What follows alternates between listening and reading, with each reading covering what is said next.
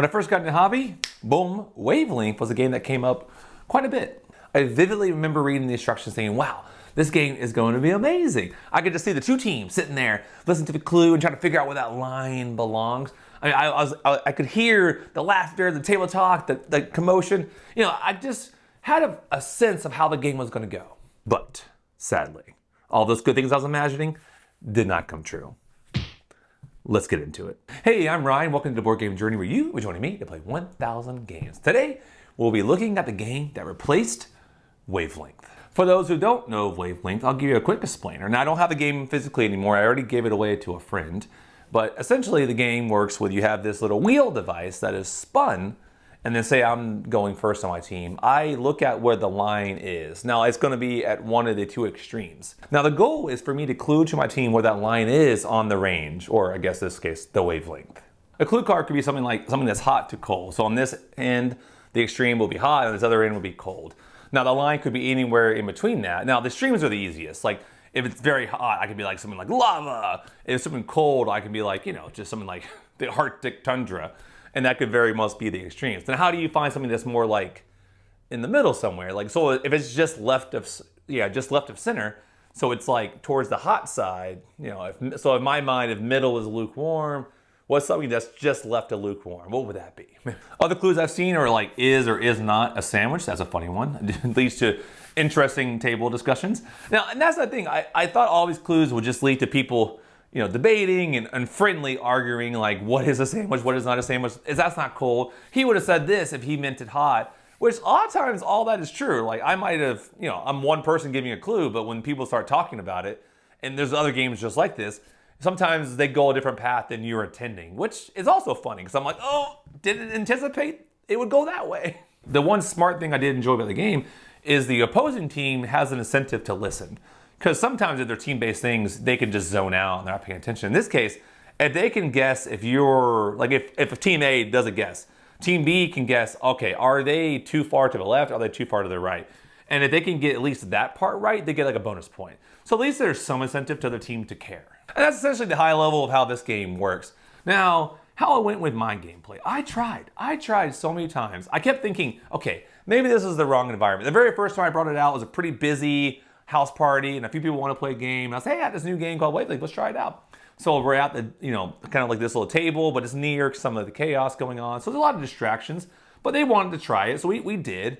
And we started going through the motions, and, you know, people start walking away, and people start to go get a drink or get some more food, or somebody else comes in the conversation, they join in, which that game should be able to handle, because in the day, like, anyone can leave or go. But it just started to slow the game down a little too much. And by a little, I mean a lot too much. So what should be a pretty free-flowing part of the game ended up being like a lot of effort on my part to get this game to conclude, which I don't think we did. We played a few rounds, people said, oh, that's interesting, and then we stopped playing. But I didn't stop there. I host like a monthly get-together with friends that just enjoy these lighter style party games. So I had everyone over, I think there's like 6 of us. We had 3-on-3. And this is a perfect scenario. There's no distractions, there's no phones, there's no giant party going around. It's just us playing the game. So it should be the optimal conditions to play this thing. The first thing is definitely group dependent, but I struggled teaching this game to my friends. They learned a lot of party games, but the initial concept of this was sort of like teaching them Decrypto for the first time, for those who know Decrypto. It's a great game once you learn it, but that initial teach is a little bit painful. So surprisingly, I was having the same kind of feelings with Wavelength. I was having a little bit more trouble getting it going with my little dedicated friend group than I thought I would. But we eventually got over the hurdle after a few give and goes, and then we were ready to play the game. So after 2 back and forths with both teams, I mean, I was getting bored. I was sort of like, all right, guys, maybe we'll just play 2 more rounds. And people were like, yeah, we'll just play 2 more. Because they're going to be nice to me because I'm hosting this thing. So I just don't want this game to overstay its welcome. And it just wasn't a great sign for me that after only just a couple rounds, it was already like falling off a cliff for me. There was so much more downtime than I expected. Like for instance, team A would get the clue and then one person on the team would have to then try to figure out what they're gonna say. Now that right there had an issue I didn't quite know until we played it. You're just like playing code names, not everyone likes to be the coder. They want to just be on the team guessing. People don't like being on the spot. Now, I'm sort of forcing everyone to be on the spot at least once, right? You know, according to the rules, everyone on the team goes, and some people just hate being that person. It's a minor issue, but that's another thing I just didn't quite like about it. But the bigger thing is, that person would then eventually, hum and haw, how do I do this? Hot or cold, I don't know, bathtub. In their mind, they're just kind of struggling to figure out a clue. And meanwhile, everyone's just staring at them and kind of giving them a little bit of like stage fright, if you will. So now they're like really kind of struggling, right? And I just feel bad. And I was like, this is not the environment I'm trying to create right now. So they eventually get it. They get the clue. They say the clue. Now the team is talking back and forth. They're like, oh, this is a sandwich. That's not a sandwich. And that's the part I wanted. But what's sort of happening is this other team's just now listening. They're not really partaking because in the day, they're just trying to see what we say and then they're going to go left or right of it, right? So we eventually, the good stuff happens, but now it's just adding on more time. And eventually we make our guess. Boom. Now team B, they kind of have their moment. They're like, okay, they're locked in. Now they're probably like, now they kind of have their own little, I think it's right, I think it's left. And it's weird because I know I need to hurry it along, but also this is like the fun part. So I think just the moments just kind of balloon so that what should probably in theory feel like a certain amount of time just takes a lot more time to actually accomplish in actually playing it. I think this game just invites a lot of moments for people to get up. Like some games everyone's so involved, they might want to go get a drink or a food or go to the bathroom, but they might just wait. You know what? I can wait 5 minutes, finish up this thing, and then I'll go at an appropriate time. But when you're going back and forth, I feel like it just invites a lot of windows. So now people are just getting up randomly and you can't really keep the group together the way you think you should be able to. And for those reasons and a few more I won't get into here, Wavelength was just a game that I said, okay, it just doesn't quite fit in with my group. But well over a year later after getting rid of Wavelength, I think I finally found the perfect replacement, and that is Cross the Line. Let's get into it. So Cross the Line comes with 200 different questions. Now I'm just gonna walk you through one turn because it's just a super simple game to explain. I just played this past weekend with my family group who are notoriously bad at listening to rules, and they understood it right away. So that gives you a good indication of how easy this game is to teach. So we're all set up for a 4-player game. I went ahead and chose this question that says, how good are you at karaoke? Now, the goal is for people to figure out on that range, I have to answer truthfully, where do I fall on this range? The first one says like, everyone takes up a smoke break when I get up, or I rarely on key, but I try. There's a couple of songs that I can hit. I have a karaoke machine with disco lights, and I take voice lessons. So it kind of accomplishes the same goal as Wavelength with the ranges, like from 0 to 100, but it does give you some kind of nice funny comments that you can read and kind of get everyone kind of like, okay, I think he belongs here. There was another one this weekend that came up that was pretty funny, was like, how good are you at keeping a secret was the question. And the very first one was like, I already posted about this conversation on social media. And that just made everyone laugh. So it's kind of nice you have this like, you read the question and then sometimes these are pretty funny, so you already kind of get the group kind of loosening up and laughing. So once that's picked, I put this right here, and now secretly I would face this towards me, and I lift up this little screen here, and this line can move like this. Now, obviously if you move it very aggressively, it's noisy, but if you move it slowly, it's quiet. So tip number 1, don't be like, and then people know you slid it pretty far, but you just kind of slowly move it. It keeps it nice and quiet. So personally for me, I sing pretty bad, so I would be way over here somewhere. Maybe not the worst in the world, but I'm pretty darn bad. And that's it. I would close the door, and I would face it towards everyone else. And now they have to try to figure out where on the spectrum did my answer lie. They do that with these 3 bars. You'll notice that, like, depending on the points is how big the bar is.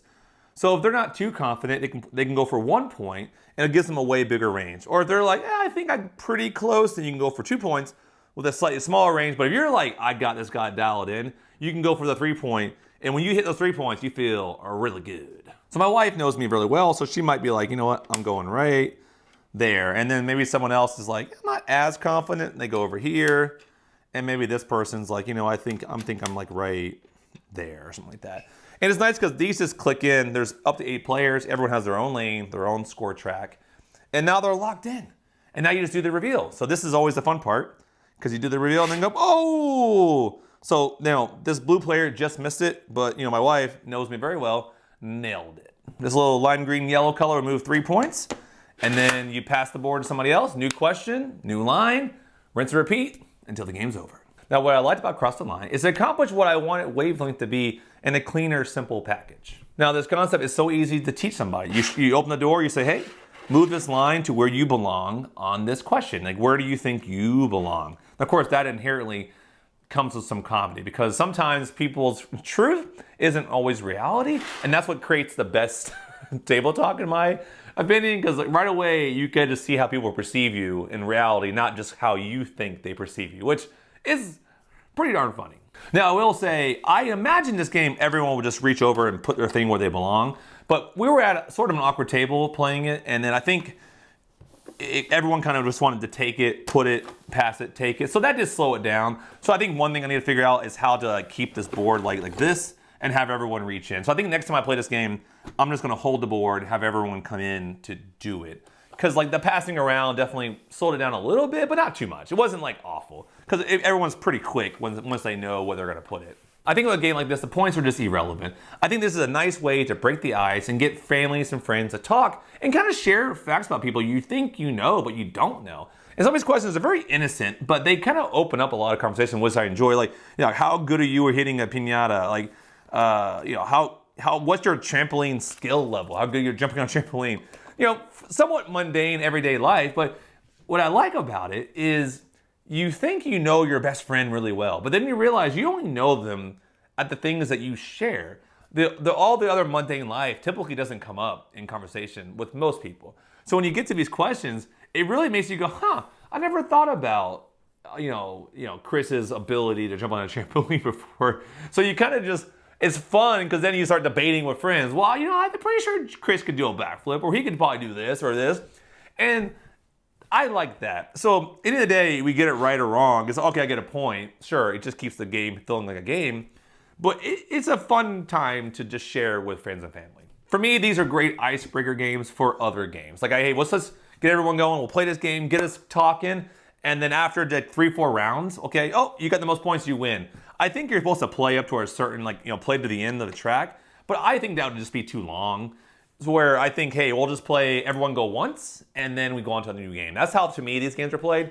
But that's just me. For me, I'm not a huge party game fan, but I like them in the right situation, of course. Like, so when I do play them, I enjoy learning about other people. Or I like party games that, like, reward creativity in just funny moments. Like, so, like, I have a game called, like, Say Anything that reminds me of, like, Balderdash in a way, where people's creative answers, you know, reward the points, right? And sometimes people think they're not funny, and they're the funniest people.